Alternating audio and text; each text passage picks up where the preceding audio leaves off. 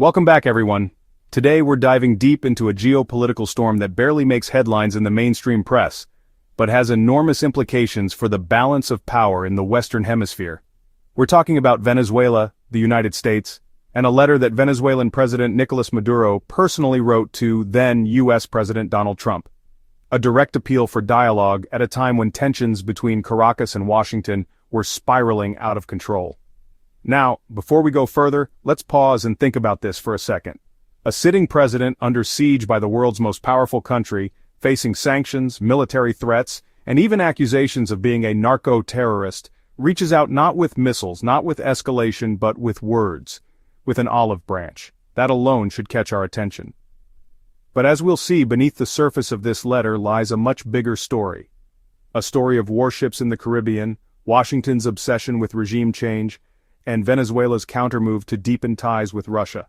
So buckle up, because this is not just about a letter. This is about power, survival, and the clash between empire and resistance. Maduro's letter to Trump was extraordinary in itself. In it, he wrote that Venezuela had consistently sought direct communication with Washington to address and resolve issues. He stressed the need for constructive dialogue and mutual understanding. Now, remember the timing. When this letter surfaced, U.S. warships, aircraft, and troops had just been deployed to the southern Caribbean. Officially, the Trump administration called this a counter-narcotics operation.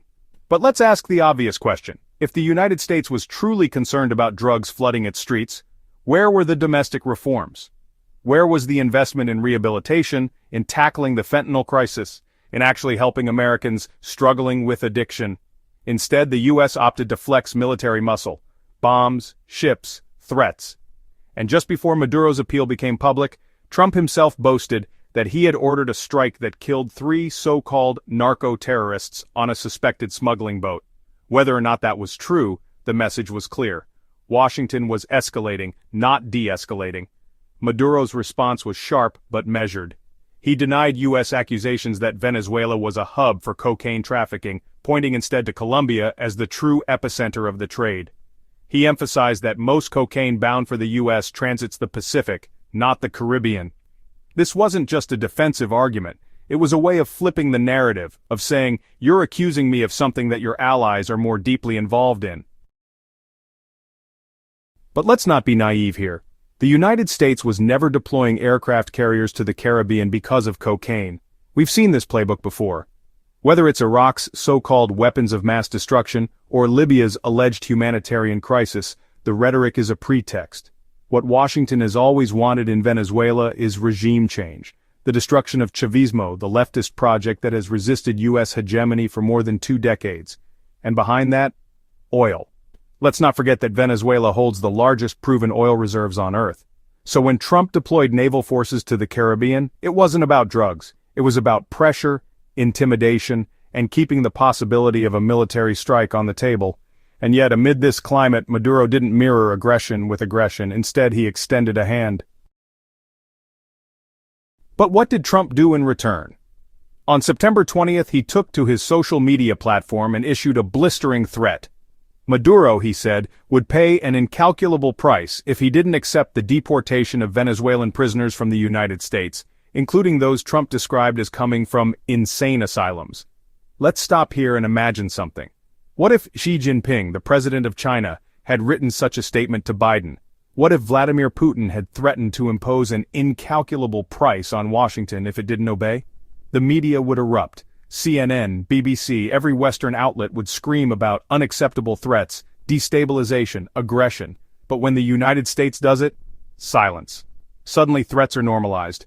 This is why Maduro's letter is so significant, because in the face of such rhetoric, he chose dialogue. He respectfully invited Trump to promote peace through constructive dialogue. He framed it as an invitation not just for Venezuela, but for the entire hemisphere.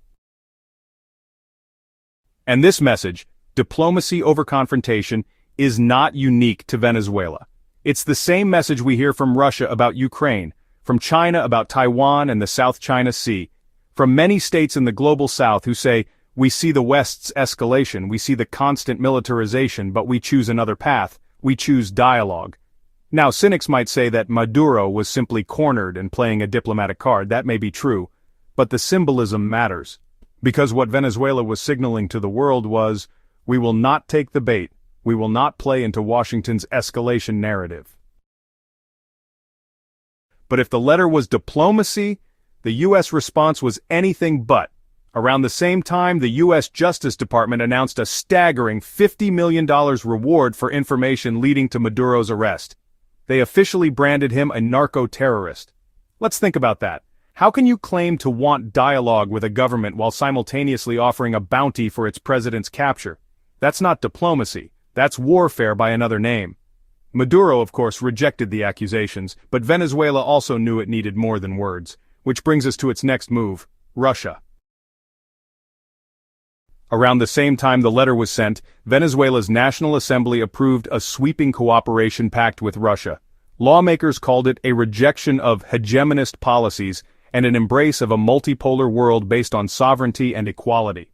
This was not symbolic. Shortly afterward, Venezuela conducted joint military exercises with Russian aircraft and ships.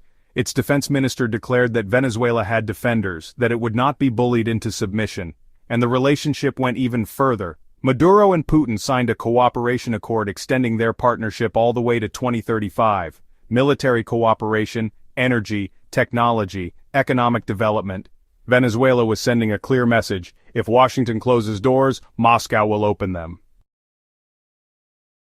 Interestingly, when asked directly about regime change aboard Air Force One, Trump said, "No, I have not considered removing Maduro." But actions speak louder than words. And everything the U.S. was doing, sanctions, threats, military maneuvers, pointed in the opposite direction. The contradiction was obvious, and for Venezuela, it was a matter of survival.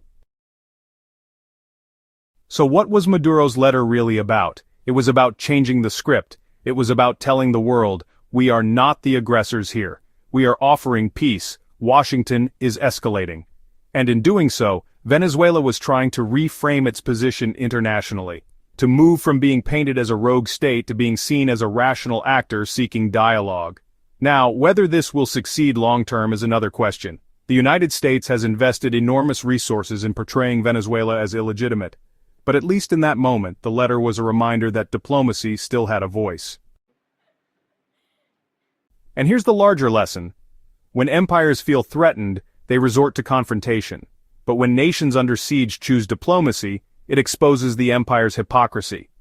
If Washington truly believed in diplomacy, it would have welcomed the letter. Instead, it doubled down on threats and bounties. And that tells you everything about the true priorities of U.S. foreign policy. So where does this leave us? On one side, we have a superpower escalating militarily in the Caribbean, issuing threats, putting prices on foreign leaders' heads. On the other side, we have Venezuela, isolated and sanctioned, saying, let's talk. And in the middle we have the global south, from Russia to China to much of Latin America, saying, we reject escalation, we reject confrontation, we choose sovereignty, dialogue, and multipolarity. It's a clash of worldviews, and how it unfolds will shape the future of the Americas, and perhaps the global order itself. And now I want to hear from you. Do you think Maduro's appeal for dialogue was genuine or just a desperate survival tactic? Do you believe the U.S. pressure campaign is truly about drugs? Or is it really about regime change and oil? Drop your thoughts in the comments below. I read every single one. And before you go, don't forget to hit that like button to help more people see this video. Make sure you subscribe so you don't miss my upcoming breakdowns of global events. And if you found this analysis valuable, share it with your friends. It really helps the channel grow. Until next time, stay informed, stay critical, and I'll see you in the next video.